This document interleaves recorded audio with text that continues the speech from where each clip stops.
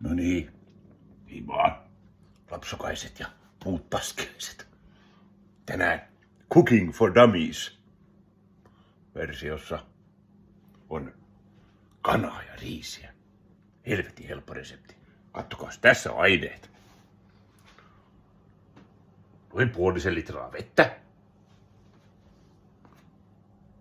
Noin saman verran kaljaa. Pari kortonkia.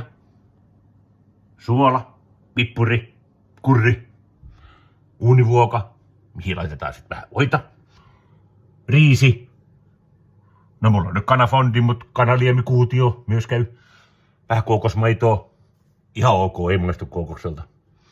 Ja pari pakettia kanafileitä. Nämä on parhaita. Tästä lähdetään tekemään nollasta näköjään. Ensin mä teen aina. Mä laitan tän tänne.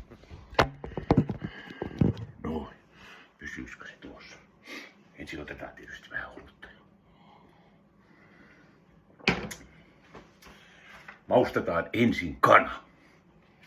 Ehtii vähän maustumaan ennen kuin pannaan tänne liemeen.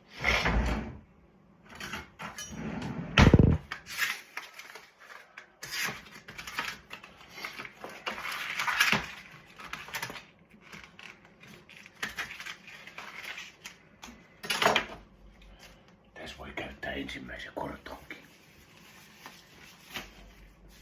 Sutata käsiin.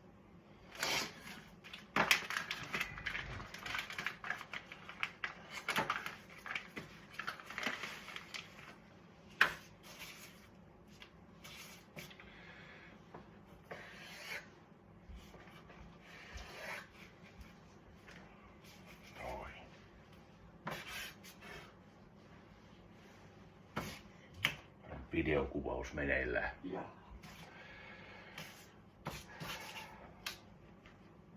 Tästä jos ei näy, niin halkasen kananainen näin paksun kohdan tuosta halki.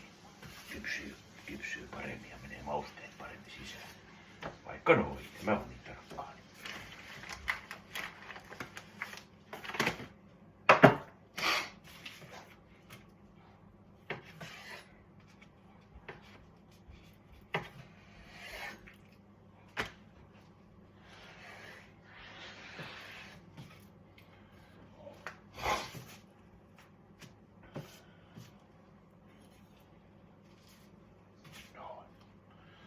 Ja toinen paketti.